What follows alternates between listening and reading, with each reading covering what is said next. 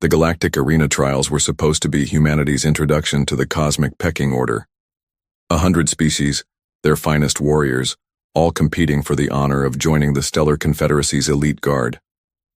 Maya Chen had scraped into the trials by pure luck, a clerical error that no one bothered to correct. She ranked 99th out of 100 contestants. The Zephyrian who placed 100th had 3 broken limbs from a training accident. Maya was essentially the worst functional warrior in galactic history to make it this far. The other species didn't bother learning her name. The 12-foot Krathari warriors dismissed her with contemptuous clicks of their mandibles. The crystalline Vorthak barely registered her existence, their geometric forms refracting light in patterns that suggested boredom. Even the diminutive pixie-like Zilani, standing barely 3 feet tall, looked down on her with their luminescent eyes. Soft skin. Will not survive first trial, rumbled Thok, a Krathari champion whose carapace bore scars from a dozen campaigns. Why do the judges waste time? Maya adjusted her standard-issue combat suit, the only equipment humans were allowed, and said nothing. She'd learned early that talking back only made things worse. The trials themselves were brutal. Combat. Simulations against AI opponents. Endurance tests in hostile environments. Tactical puzzles that required split-second decisions. Maya consistently placed in the bottom 10, occasionally scraping into the bottom 5 when someone else had a particularly bad day. But she kept advancing, not because she was winning, but because the trials weren't elimination-based. They were comprehensive assessments designed to evaluate every possible combat scenario a Confederate guard might face. The final trial was different. The arena masters had acquired an apex, a creature so dangerous that even the Confederation's xenobiologists only studied them from orbit. Standing 15 feet tall with obsidian claws and hide that could deflect plasma bolts, apexes were the ultimate predators.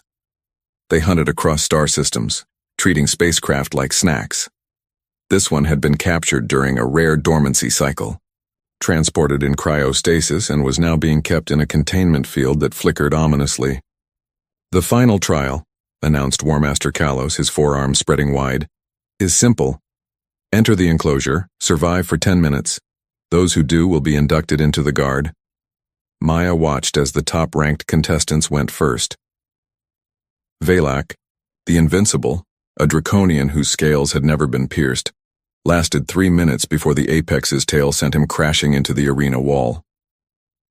Sarath of the Void Claws, who had never lost a blade duel, managed 4 minutes before the creature's roar alone knocked her unconscious. One by one, the elite fell. The apex wasn't just physically superior, it was intelligent, adapting to each fighting style, learning from each encounter.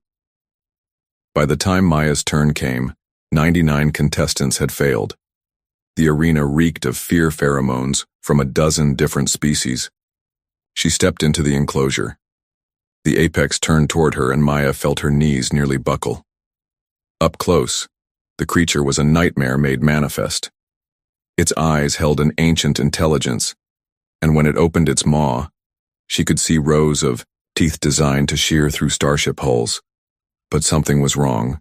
The creature's breathing was labored, and there was a slight tremor in its massive frame. As it stalked toward her, Maya noticed the way it favored its left side, how its movements were just a fraction slower than they had been with the previous contestants. It wasn't just tired from the fights, it was sick. Maya had grown up on a farm on New Terra. She'd helped birth calves, nursed injured horses, and raised orphaned wolf pups when their mother died in a winter storm. She recognized the signs of a creature in distress.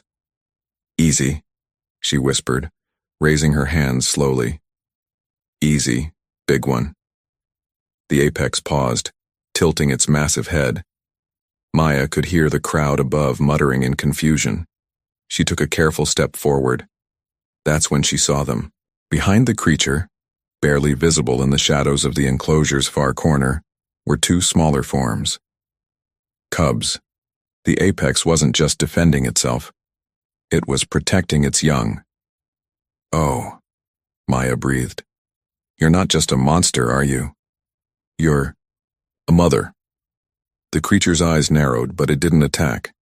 Maya began to move, not away from the apex, but in a wide circle around it. She kept her movement slow, non-threatening, always keeping her body angled away from the cubs.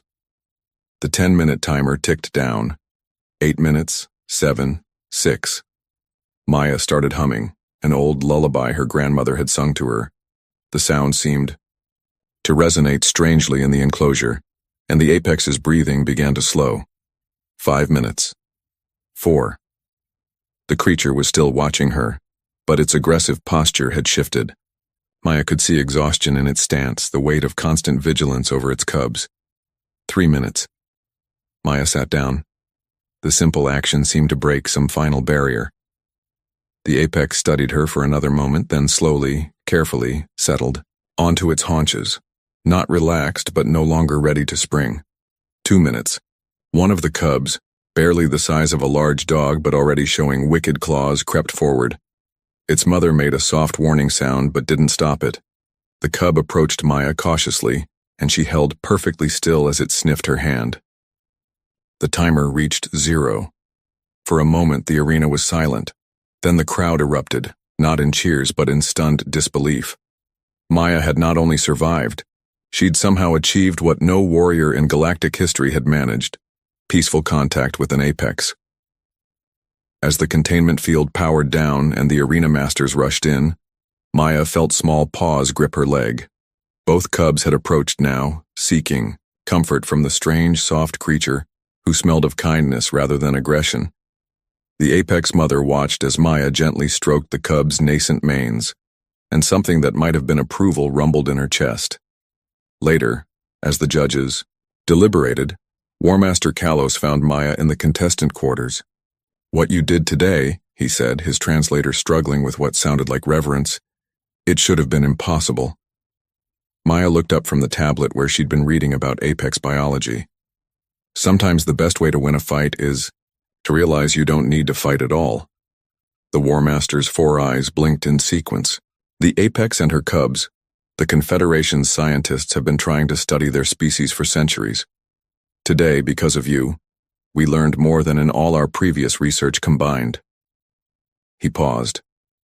You didn't rank first in the trials, Maya Chen. You ranked first in something far more important. Understanding that strength isn't always about defeating your enemy. Sometimes it's about protecting what they love.